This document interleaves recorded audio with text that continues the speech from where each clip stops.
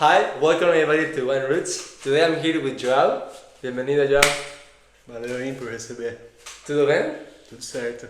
I would like to make this podcast in Portuguese, but my Portuguese é muito limitado. Eu posso compreender mais do que eu posso falar. Tranquilo. Tranquilo. And we can speak in English, it's fine. Or Spanish. But exactly. With you, I would love to make it in Spanish too. And even in French, no? So far? Un petit peu. C'est possible. What about German? No, German, not yet. Well, yeah, we're going with all these languages, but I think today I decide to make it in English. Let's go. That's good for you? Yeah, sure. Okay, perfect. And now, when we talk about languages, what's your mother tongue? My mother tongue is Portuguese, yeah. Okay. I come from Brazil. From Brazil?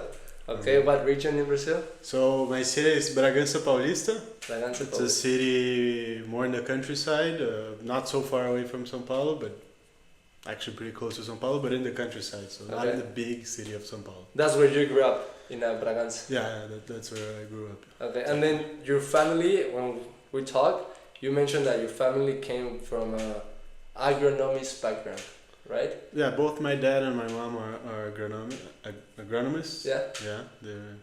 And in Bragança, it's like a big ag town, or how was your childhood? No. Like we lived in Bragança actually because my dad, my grandparent, have a little farm there. So my dad would always go as a kid in weekends. Okay. And then when he met my mom and were about to have me, they decided to go back to And they met in São Paulo?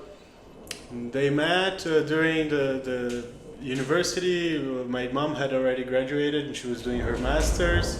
My dad was still at the end of graduation and they had friends in common and ended up meeting. Yeah. Okay. From different universities, but they had friends in common. Before I keep going, I forgot to say something really important in the beginning. That is Saúde. Saúde, hermano. Let's drink first.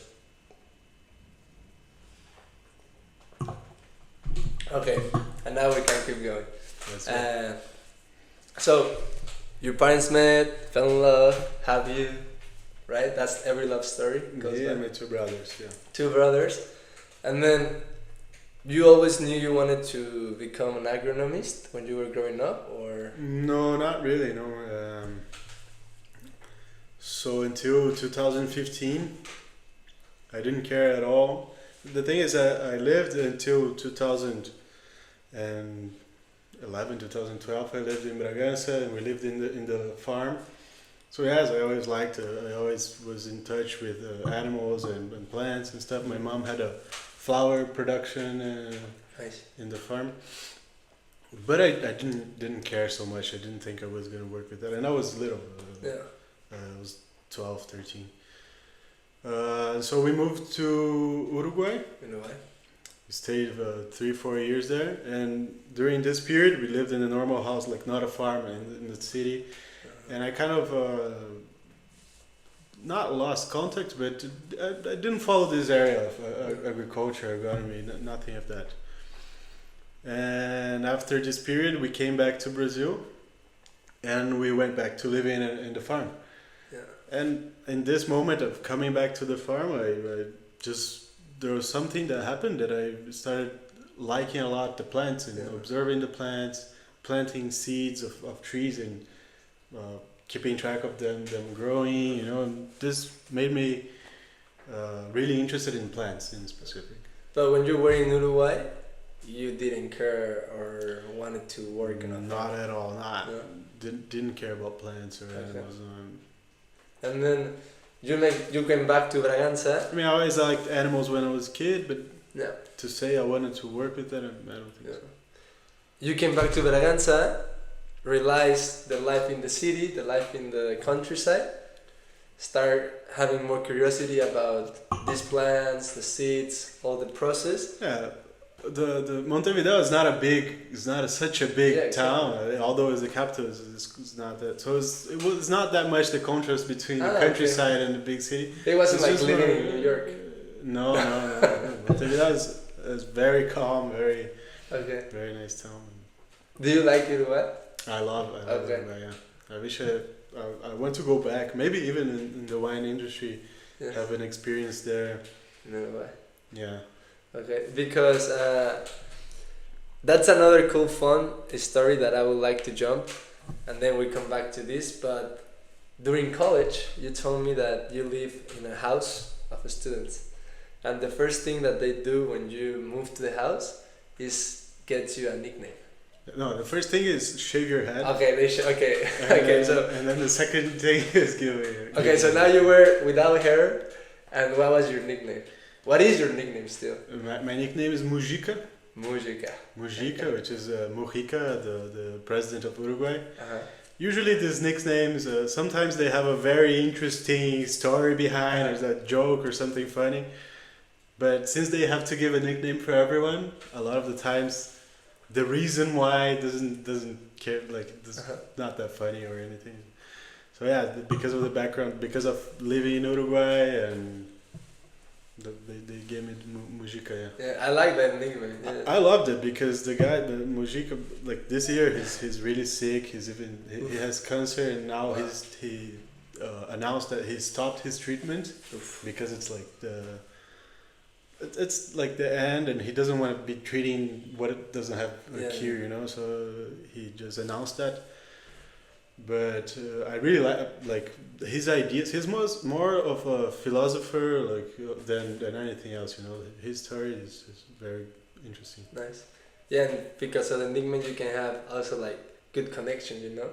I realized that when I met my friends here in France, and they start telling me the nickname that I have in high school, was like, only you know that, and that's like building like a super strong relationship with your friends. No, yeah, the university Exalc is very big, and because of these traditions and because of the nicknames you have, and especially like the we call it repúblicas, those houses that we live to, kind of similar of the American fraternity houses, not quite, but yes. Yeah, so each house has a name, each república has a name, and this carries a long story, history, you know.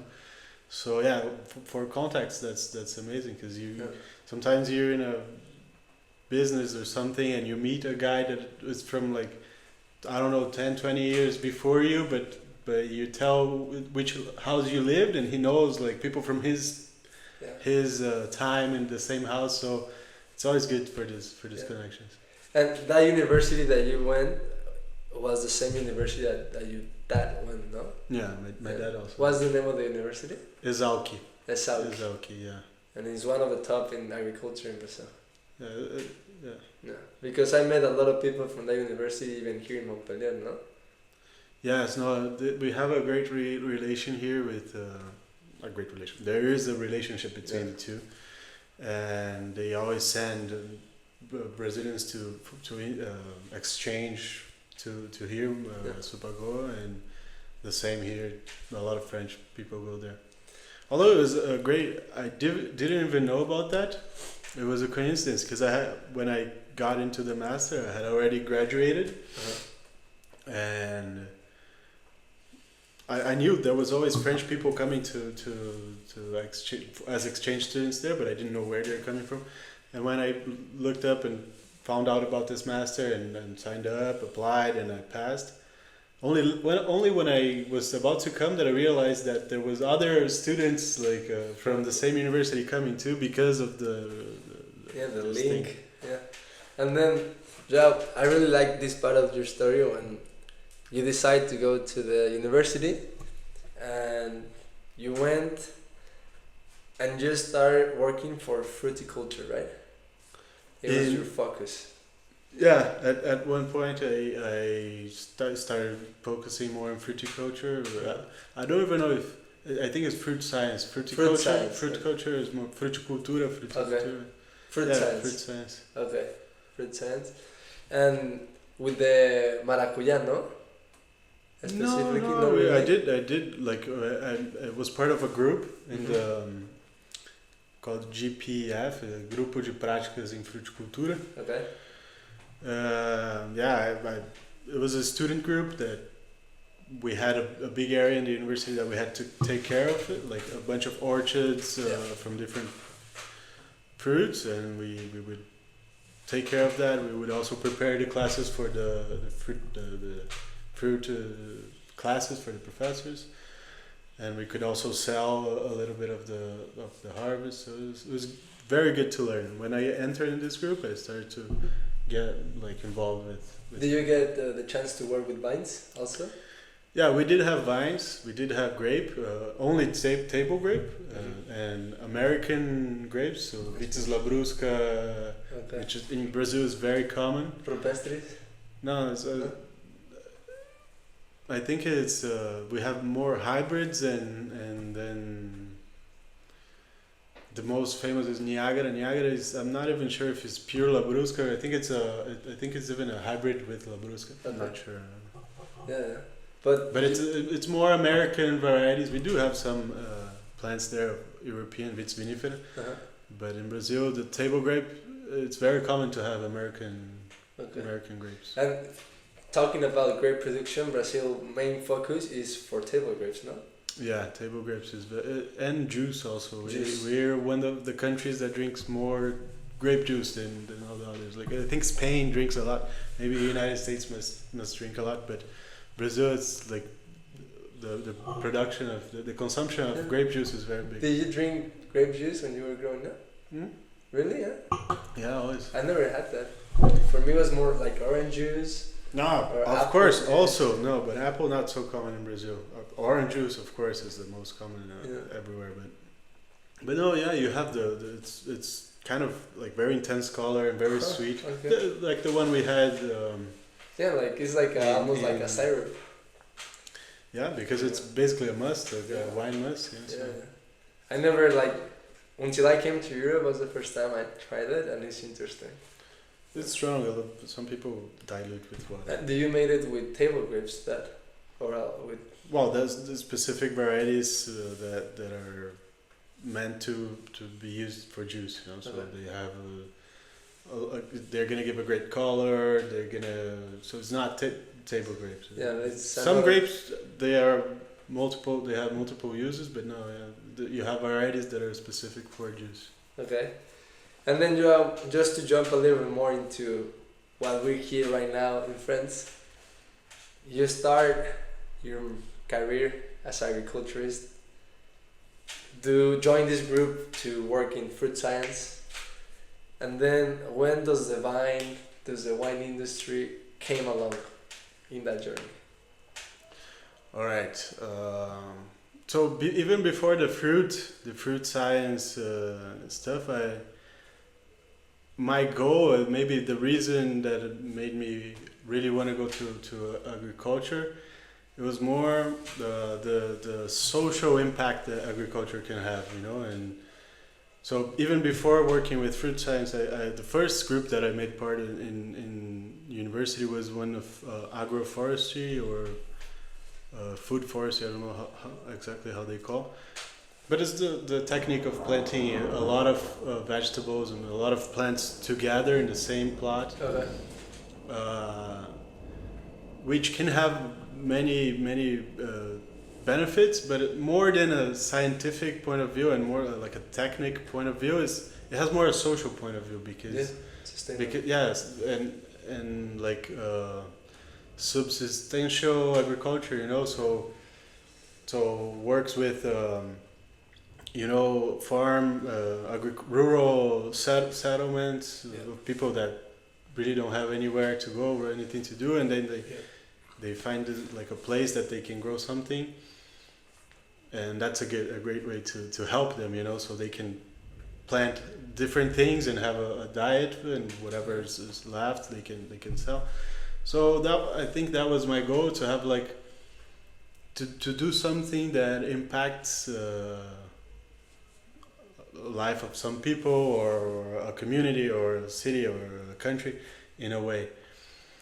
And when I changed to fruit science, it wasn't really a change. I still wanted that as a focus, but I wanted to understand better like I was starting to understand how all this could help society, but I would have to learn about every culture in depth, Yeah. so I could do this rural extension and take this knowledge more specific to people and work. But then while I was doing that, I started working with grapes and did some job like works during harvest with grapes, and I fell in love with the culture, you know. Yeah. And then maybe this was difficult to do because like I entered in the university with the goal of doing more this social work to help people, Yeah. to make a difference in some area, and I figure out that what I really like for myself is grapes and wine, Okay. which is a very superficial thing. Like you're not helping anyone. You're making wine. It's more for the opposite Yeah. social. I mean, yes, I understand why you're saying this, but it's also like the people that work in the industry, in the vineyards, in the field, are also people in rural areas. And remember, like the pillars of sustainability in the wine industry, you need economy, you need social, and you need environment. So yes, it's a luxury, but if you're not being sustainable and you're not taking care of your people, it's not gonna work. Oh, okay, So- yeah, no, but I think that's like the most basic thing. Everyone needs to be sustainable and have a great. Yeah. But for example, in But- Brazil, would you say where the vineyards are those areas are really poor?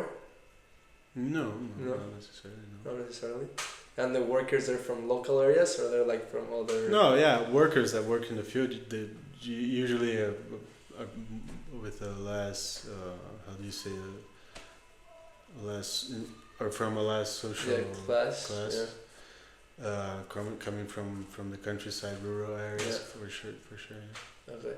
And then to make that decision, you say, I either go with this project or choose what I like. Yeah, exactly. So it was hard because I went into university to gain this knowledge, and with this in mind, like I want to make a change in society, maybe not a huge change, but I want to have a great impact, you know. Exactly. Yeah. And then I figured out, well, but actually, what I really like it's to make wine. And what I mean is the opposite social classes. Because if I'm gonna work with wine, I want to like study and do the best wine. This best wine is gonna be sold at very high price because it's not gonna be cheap to do, and you have the. So who's gonna drink my wine is not the people that I wanted to be working with. You know, it's people that. Yeah. Sure, here we're in Europe now, and the disequality, social disequality, it's Not lower. that bad, yeah. So a lot of people can drink a good quality wine, and you can make a very good quality wine with a reasonable price. Yeah. But I think in Brazil, the very good wines are still very expensive, Okay. and people that drink it, it's only like the high quality wines. It's only rich people, which is No. wasn't my goal to be working for them. You know? Now, when you're talking about this, I really make the connection with the Maslow pyramid. You know, that the first base, the first step in the pyramid is the basic needs. That is water, Food, water, sleep. yeah, and that's come with like basic agriculture. You know, when you were saying like, oh, there's people in rural areas that they don't even have that food security or be able to have Exactly. good nutrition. So that's when you can come in, right? So as you're going up studying, you're also going up into the pyramid, and then maybe you're gonna not be focused on the first level, but if you're making a great wine affecting maybe people that are auto-realize that it's the top, that they're more aware of what they're doing, they can do enoturism, they can have more experience, and they even pay more, but also with that money that you have, you can also come back to the landscape with those people. So No, it's- of course. I mean, yeah. the thing I'm gonna work with is not the only thing I'm gonna be leaving Yeah. behind. You know, I can do still a lot of things yeah, exactly. other than what I'm gonna work with for sure. Yeah. And there's not just one way, you know. There's many ways. Yeah. And it's okay, so I guess you choose wine, no? Yeah. So after working during a harvest, like the last harvest I did in Brazil, that I didn't work because I had done some harvests, but then last year I worked during the harvest season in the cellar. So I did harvest a little bit, but also making the wine, and that was the first time. So I really really liked that. And in the talking with the owner of the winery, I said, okay, I'm about to graduate in agriculture, agriculture engineer. Maybe I'll do another bachelor's of enology. And since enology, I don't know, it must be like 3 or 4 years, but I already have all the background of agriculture, agronomy, so I don't have to do all the classes. I can just get equivalence. And you wanted to stay in the same university at that time? No, they don't have. No. So I looked for some in Brazil, but then this guy said, no, don't do that. Just there's a bunch of master's degrees that are gonna be way better for you and that are very interesting, very nice in Europe. And then he told me about this one, Vinifera. Okay. And it worked out well. And João, for people that sometimes are not knowledgeable about what is the wine industry, the big picture, that they feel it's Europe, maybe Chile, Argentina, California. What can you tell about the Brazilian wine?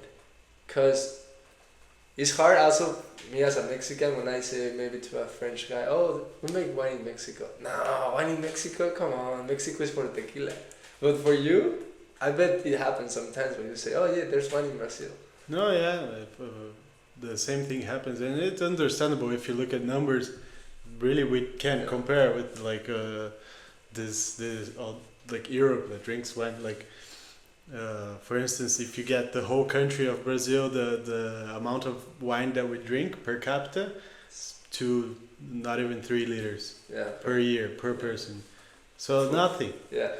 But it's because the country is so big. So if you go to the north, there's people that never had wine and they're gonna die never drinking wine, and not related to their social class. It's just wine is not in the culture of the north of Brazil. It's they drink other stuff, you know.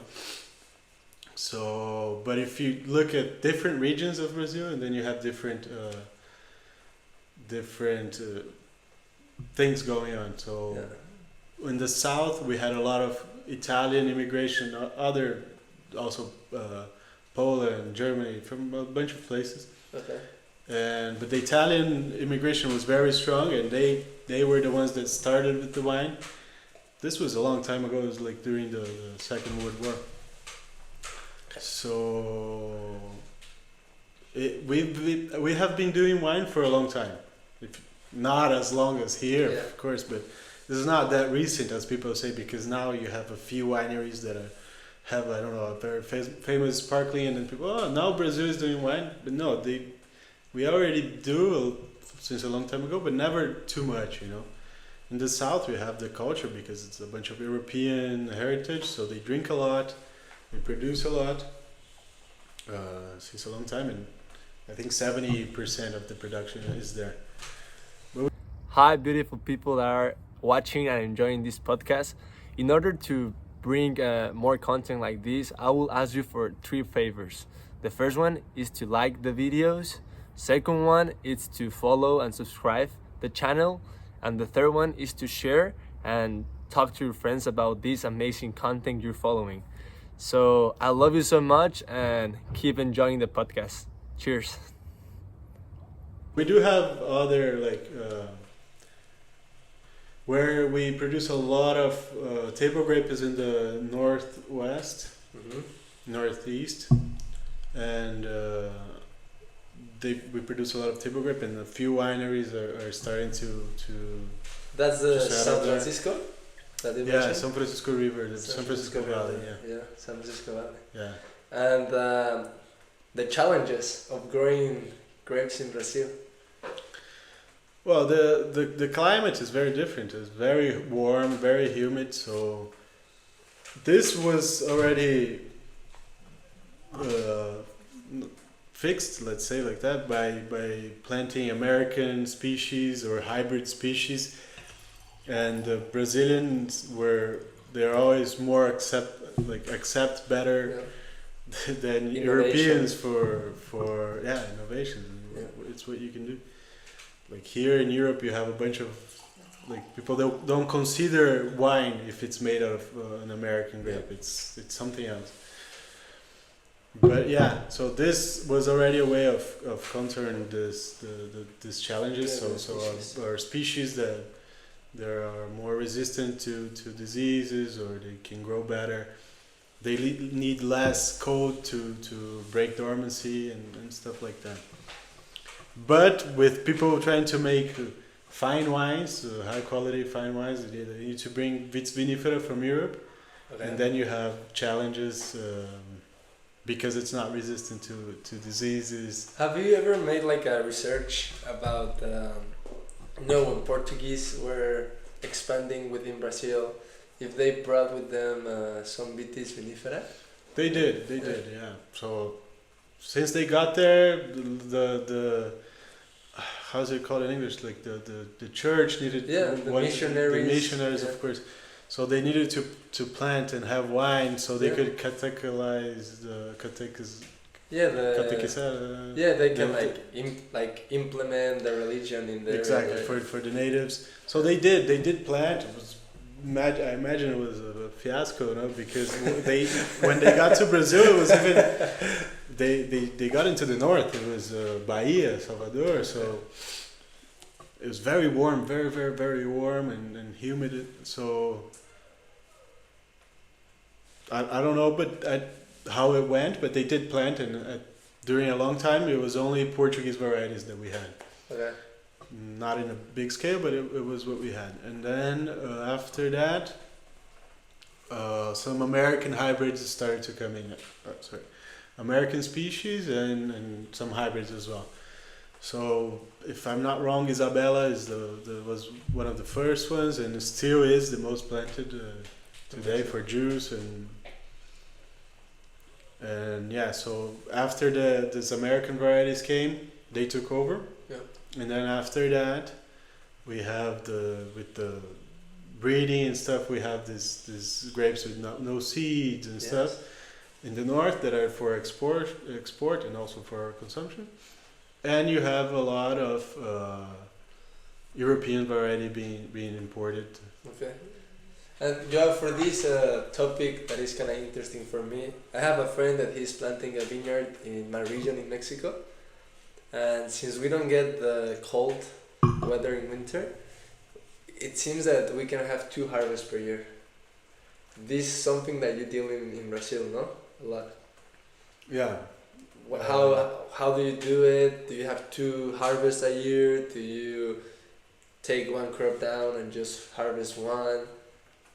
How those people are doing it in Brazil? So yeah, we're able to have more than 1 harvest per year, depending on the region. Like where I come from, São Paulo, we can have 2 harvests per year. Mm-hmm. In the south, no, because they do have a winter, so the plant loses all the leaves and dormancy. Yeah, it's not like here, but you can have 2 harvests. And in the north, the year is like the same all year round. It's close to the equator. So maybe the rain changes a little bit, the regime, rain more and rain less. And actually there isn't much rain in this area, but they have the big São Francisco River, and so it's all irrigated. Okay. So it's all about, it's a matter of degrees day. So you sum up of the degrees that you have and the sum of the days, which is like the minimum for the plant to develop and to produce and to ripen. And then when you harvest, you prune. It's just summing up all these degrees again. So since it's very warm and even like cloudy days we have, I think it's 300 days of sun, you know. Almost the whole year. Almost the whole year, 300 days of sunny days. So So yeah, they can do even more. You can't do 3 because there's not enough time, but I think every 2 years they can harvest 5 times. It's a very intense use of the plant. Like plants that here we see wineries. This vine is 80 years old or 100 years old. There they change the vines with 20, 25 years. Or even less, because they're top athletes. Boom, boom, yeah, boom. exactly. So they need to renew the fields after. Wow, that's impressive. Yeah, but that's more used for table grapes. Table grapes, you don't need like very extreme quality. You know, you need to have a certain level of sugar, of ripeness. But that's it. So oh, and also all this harvest you can have a little bit more than having one, but it's not the double of harvest. Yeah. You don't harvest the double.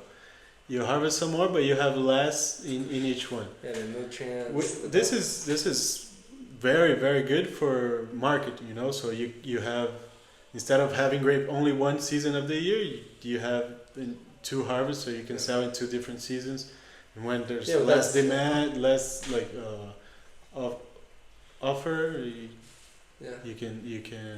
But that works for table grapes market. If we talk about wine, maybe the one harvest, the quality doesn't reach what you want for the profile of your wine, right? If you make 2.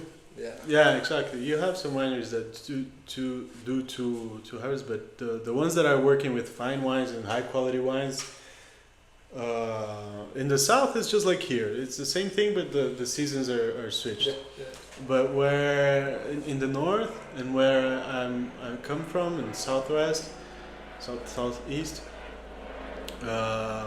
what we do is we prune if we were gonna have 2. Uh-huh.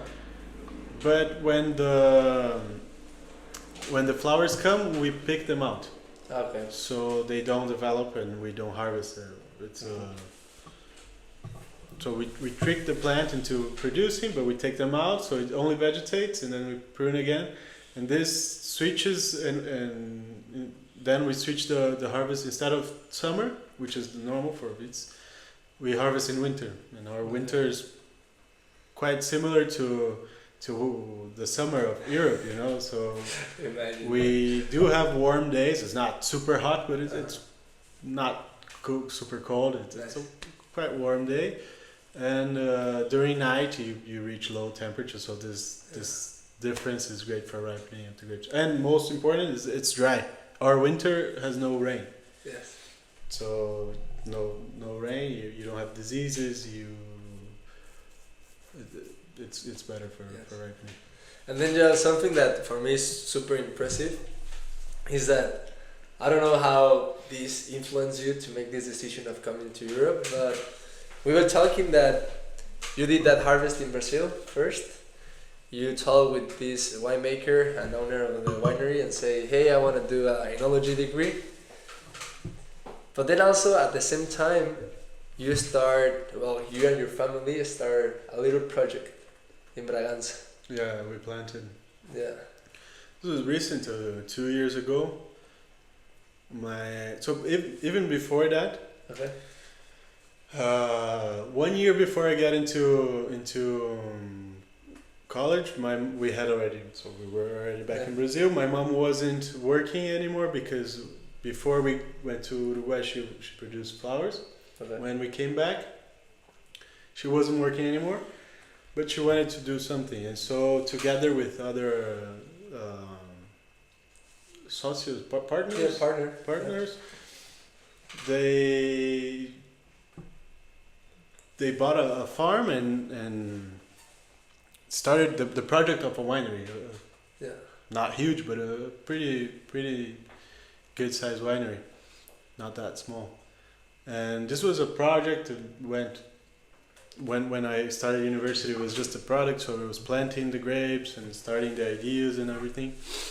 But now it's already there. It's a winery called Amana, and it's going very well. So there was already this step.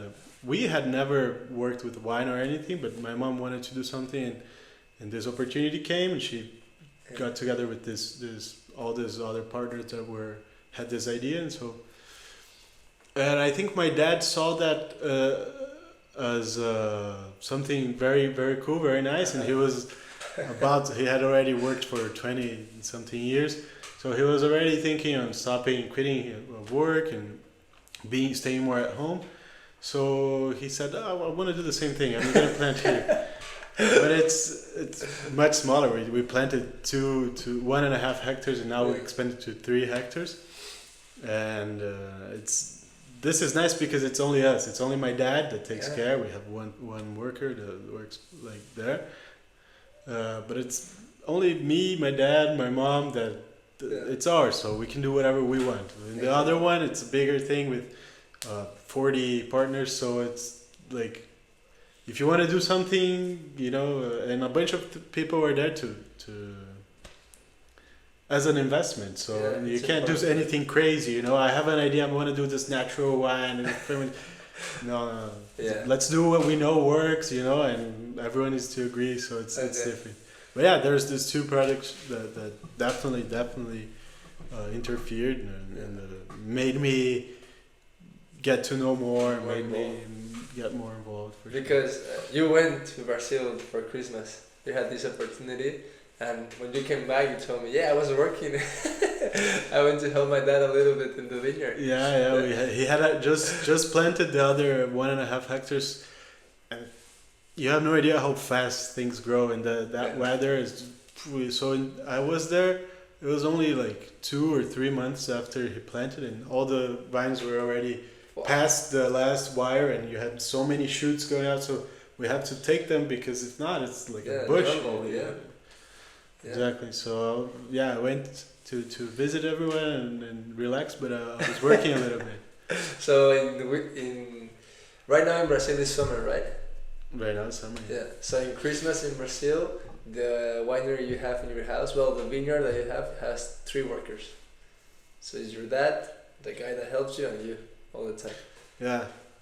And then my dad was like, there was this girl that just finished also agronomic engineering, so she was like as an internship there helping. So I don't know if she's still there or not, but nice. There was also this extra help.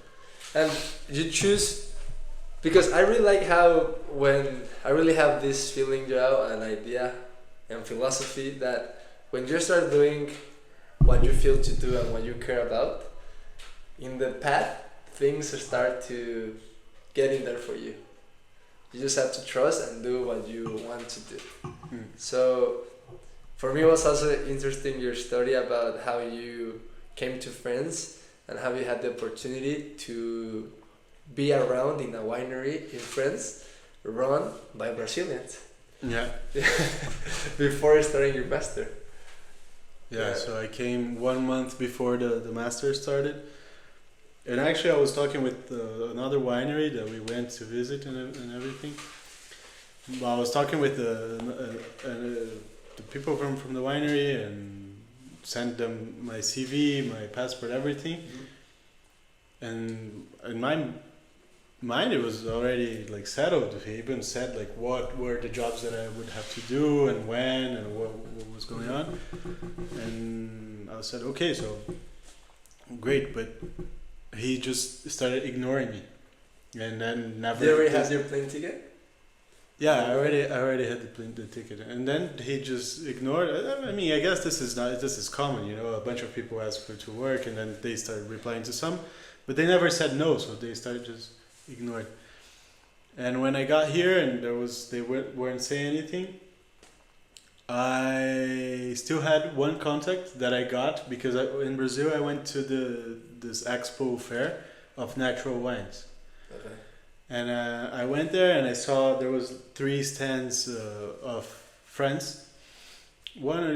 Two were like importers from Brazil that brings natural wines from France to Brazil, but 2 were Brazilians that live here in France and produce natural wines here in France. And so I was there, I talked to them, I got their contacts, and wasn't my first go to work there, but I had the contacts. And when I saw that I wouldn't work in this big winery, I was like, well, I'm not gonna not do anything. I called the other contact that I had, and he was like, whoa, if you come, it's gonna help us a lot because we're in the middle of harvest and it's a lot of work here. So I went, and it was amazing because,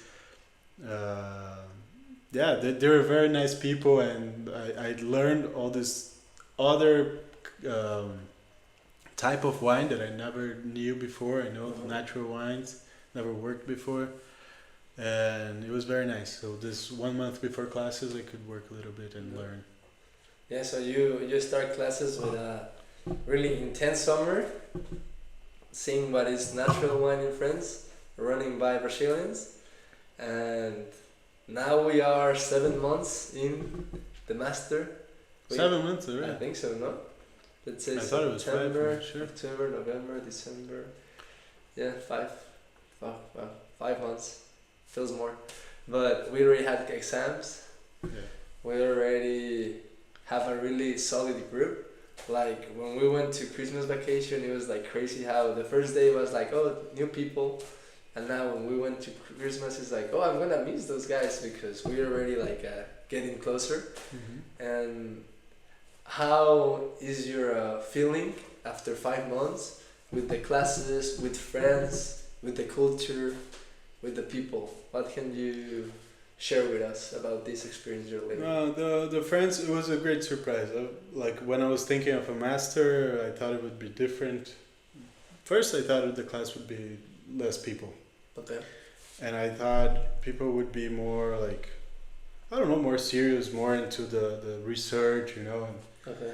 And sure, I thought I would make some friends and stuff, but I didn't think people would be in this group would be so fun to hang, you know, and kind of in the same place as me. I thought it would be like a more serious with more older people also, and just another vibe, you know. Okay. So it was a great surprise. And yeah, we're learning a lot, but I never had any of this. You know, I have a little background of chemistry, all the agriculture part, but what we're learning here is a lot of new stuff. So it's very interesting. Super focus on wine, and also about the French culture. I don't really feel we're having contact with it. You know, not yet. We live in the student residence, so it's all. But we do have a lot of French people here, but our master is all international. Yeah. So we speak English the whole day. We stay with our group the whole day. So yeah, we're in France. We see some cultural differences, but we're not having the real living difference. Pas encore. Parce que pour les stages, nous voulons travailler à la France. Ouais. C'est vrai? C'est vrai. So for the people that don't speak French, for internship, we need to work, and we don't have to do it in France. But I definitely want to do it in France. Yeah. The language is a big part of it. Yeah. So I've been talking with these people from Corsica and the south of France, and so far we haven't said anything. But yeah, I'm also planning on staying in France for sure. I would love to improve my French and also have that experience of wake up, work, talk, and live in France. Because right now it's English and Spanish. Because with you we speak Spanish. Yeah. Yeah. And what do you think about the Brazilians in Montpellier? Well, we have Brazilians everywhere. You know? Everywhere you go, you find Brazilians. That's very nice. Like, you walking in the street and you hear someone speaking in Portuguese and you know they're Brazilian. You say something and they're always very nice, and then or you meet in a party or something and they already like put you in a group of Brazilians in Montpellier and stuff like that. So it's good. Everywhere you go, some Brazilians are gonna find you, and that's nice. Yeah, but we do have a lot of people. That's definitely. I remember one night I went out and I saw. I always forget her name. We're gonna see her in Bordeaux. Carolina. I saw Carolina and she was like, "Hey, Juan Carlos, you want to join us? We're gonna grab some beer." And I joined this group, and it was only Brazilians. and like 4 French girls, and all the French girls speak Portuguese. So they was speaking that was a coincidence. So I was in France with Brazilians, French, talking in Portuguese in France. So I told Tiago and the other Brazilians, like, man, at the end, if I keep doing this, I'm gonna learn more Portuguese than French. And it could happen, but now I'm getting to force myself to talk French because it's essential. Yeah. João, I would like to close this podcast. I want to leave the mic open for you to make a message to people that are curious about the wine industry, people that want to follow their passion into, maybe it can be a sports, maybe it can be engineer, I don't know, but a message that you want to say, the mic is yours. Well, I don't know. Wasn't prepared for that, but I would say try to get to experience and try some Brazilian wines, but that's a little difficult because we don't export as much. Okay. But I think soon, very soon, we do export a little bit of sparkling, and I think soon we're gonna be exporting more and more. Not in big numbers, but it's. I honestly think we're gonna start to get more visibilidad. We're gonna like be people are gonna start seeing Brazilian wine more. And yeah, I think I don't know. Just you gotta do what you feel like doing. You know, like what I said, that my goal was to work in one thing, and then I just gave up on that to work in another thing. It doesn't mean I gave up on that. I can still do that and not be my career, you know. Or I can follow my career here and do something in the other. So just do what you want to do. And later you figure out, maybe sometimes you can go back and kind of work and do something that was your first goal, or just you gotta do what you gotta do, what you want to do. What should I look for?